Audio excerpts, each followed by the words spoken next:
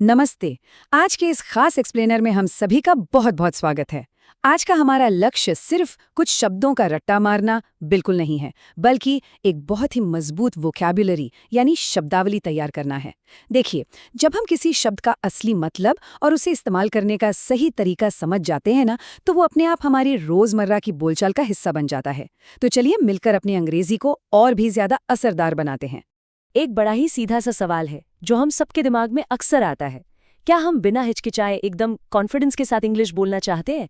जाहिर सी बात है, जवाब हाँ है। लेकिन सच तो ये है कि ये कॉन्फिडेंस सिर्फ ग्रामर के नियम रटने से नहीं आता। ये तब आता है जब हमें ठीक ठीक पता हो कि किस जगह पर कौन सा सटीक शब्द इस्तेमाल करना है। इस झिझक को हमेशा के लिए दूर करने के लिए हम इन शब्दों को अपनी असली जिंदगी के वाक्यों में ढालना सीखना ही होगा। ओके, तो चलिए बिना देरी किए सीधे शुरू करते हैं। हमारा सबसे पहला शब्द है ऑथेंटिकेट। ऑथेंटिकेट, ध्यान दें कि ये एक एक्शन वर्ड है, यानी एक क्रिया है। इसका सीधा सा अर्थ होता है प्रमाणित करना या किसी चीज की सच्चाई को साबित करना।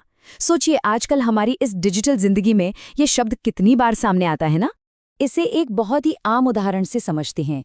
जब मैसेज आता है प्लीज ऑथेंटिकेट योर अकाउंट, तो असल में पहचान को एकदम पुख्ता करने की बात हो रही होती है। बिल्कुल वैसे ही जैसे पासवर्ड के जरिए कोई सिस्टम ये तय करता है कि खाते का इस्तेमाल करने वाला ही उसका असली मालिक है। एकदम आसान है। चलिए इसी कड़ी में एक कदम आगे बढ़ते हैं। अब एक बार जब कोई चीज प्रमाणित या ऑथेंटिकेट हो गई, तो उसके बाद क्या होता है? उसके बाद अक्सर आधिकारिक अनुमति देने की बारी आती है, और यहीं पर हमारा दूसरा शब्द काम आता है, ऑथराइज। ऑथराइज ये भी एक क्रिया है जिसका मतलब है किसी को कोई काम करने का अधिकार या परमिशन देना। असल जिंदगी में ये अधिकार या सत्ता कैसे काम करती है, जरा इन वाक्यों पर गौर करें। अगर कोई मैनेजर किसी पेमेंट को ऑथराइज करता है, तो इसका सीधा सा मतलब है कि उसने उस काम को औपचारिक रूप से हरी झंडी दे दी है। या फिर कोई ऐसा काम जिसे सिर्फ एक सिस्टम एडमिन ही अधिकृत कर सकता है। कुल मिलाकर ये शब्द पावर और परमिशन का एक बेहतरीन उदाहरण है।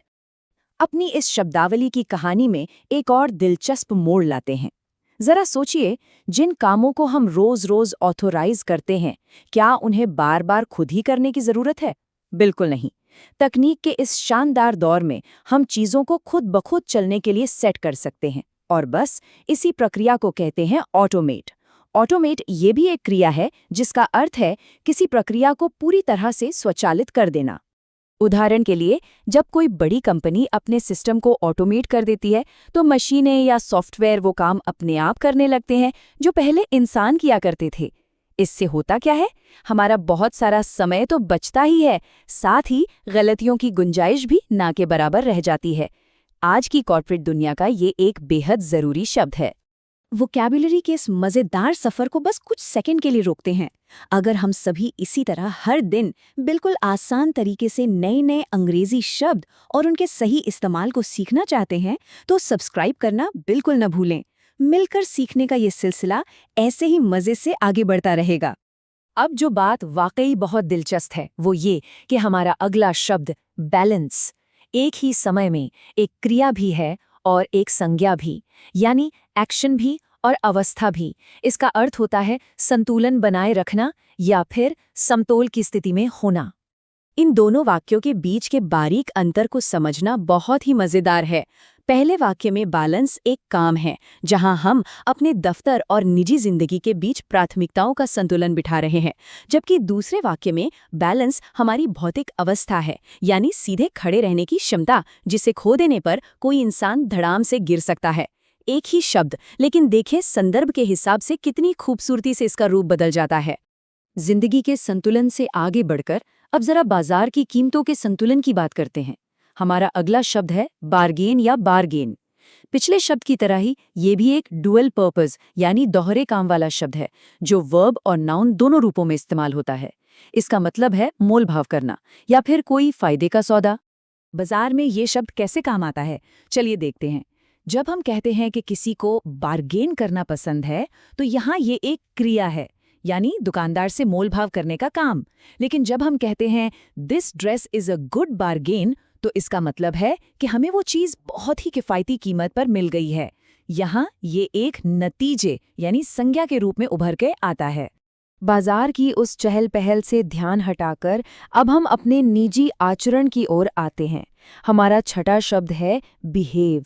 बिहेव ये एक क्रिया है और इसका सीधा सीधा संबंध हमारे व्यवहार, हमारे तौर तरीकों और हम दूसरों के सामने खुद को कैसे पेश करते हैं इस बात से है।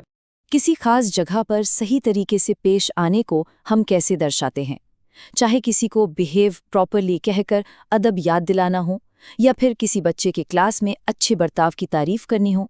ये शब्द हमारी सामाजिक जिंदगी का, हमारे शिष्टाचार का एक बहुत ही अहम हिस्सा है। अच्छे व्यवहार और ऊंचे आदर्शों से ही जन्म होता है हमारे अगले बहुत ही शक्तिशाली शब्द का, जो है बेंचमार्क। बेंचमार्क ये शब्द भी संज्ञा और क्रिया दोनों हो सकता है। इसका मतलब होता है कोई ऐसा स्टैंडर्ड या मापदंड तय करना जिससे बाकी सभी चीजों की तुलना की जा सके। इन दोनों के बीच का फर्क समझना बहुत आसान है। पहले उदाहरण में टेस्ट खुद ही एक मानक या बेंचमार्क है, यानी एक संज्ञा। लेकिन दूसरे उदाहरण में जब हम अपने परिणामों की तुलना दूसरों से करते हैं तो हम इसी बेंचमार्क शब्द का इस्तेमाल एक क्रिया के रूप में कर रहे होते हैं। एक स्टैंडर्ड सेट करना, यही इसका मूल अर्थ है। तो सबसे महत्वपूर्ण बात यह है कि जब एक बार कोई बेंचमार्क या मापदंड तय हो जाता है तो उसे बनाए रखने के लिए हमें अपने प्रयासों को मजबूत करना पड़ता है, और इसी मजबूती देने की क्रिया को अंग्रेजी में कहते हैं बोल्स्टर। बोल्स्टर ये किसी चीज को सहारा देने या उसे और अधिक ताकतवर बनाने के लिए इस्तेमाल किया जाता है। इस शब्द का दायरा सच में बहुत बड़ा है।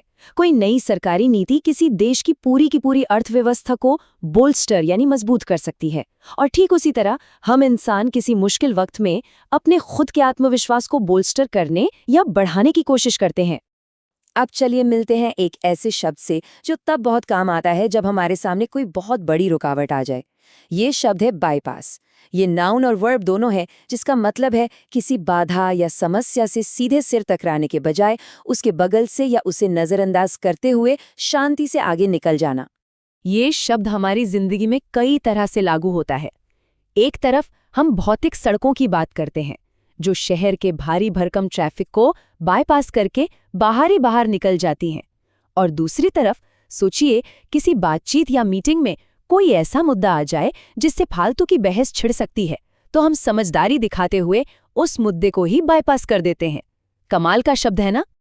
चलिए आगे बढ़ते हैं और आज की हमारी इस वोकैबुलरी की चढ़ाई के एकदम आखिरी शिखर पर पहुंचते हैं। हमारा 10वां और अंतिम शब्द है कैलकुलेट।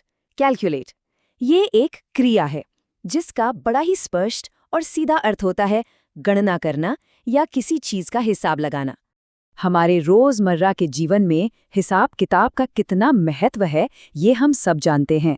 चाहे हमें बाजार में किसी सामान की कुल कीमत या खर्च का हिसाब लगाना हो या फिर गणित के किसी मुश्किल सवाल का जल्दी से उत्तर निकालना हो, ये शब्द हर जगह हमारे काम आता है।